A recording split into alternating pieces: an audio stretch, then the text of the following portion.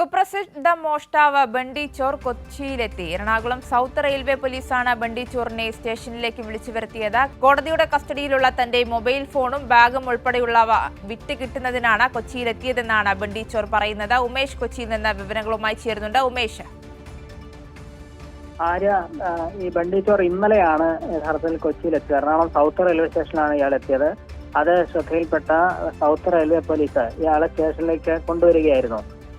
എന്തിനാണ് ഇവിടെ എത്തിയതെന്ന് സംബന്ധിച്ച സംശയം പോലീസിനുണ്ട്. കാരണം ഒട്ടേറെ മോഷണ കേസുകളിൽ പ്രതിയാണ് ബണ്ടി ചോർ, കുപ്രസിദ്ധ മോഷ്ടാവാണ്. അതുകൊണ്ട് അത്തരത്തിൽ എന്തെങ്കിലും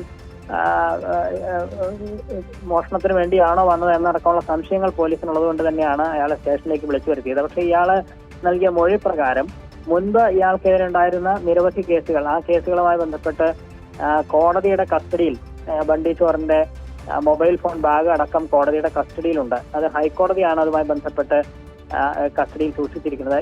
ഇത് വിട്ടുകിട്ടുന്നതിന് വേണ്ടി ഹൈക്കോടതിയിൽ ഈ കാര്യങ്ങൾ അവതരിപ്പിക്കുന്നതിന് വേണ്ടി വിട്ടുകിട്ടാൻ വേണ്ടി അപേക്ഷ നൽകുന്നതും അതുമായി ബന്ധപ്പെട്ട നിയമപരമായ കാര്യങ്ങൾക്കാണ് കൊച്ചിയിലെത്തിയത് എന്നാണ് ഇയാൾ പോലീസിനോട് പറഞ്ഞിരിക്കുന്നത്.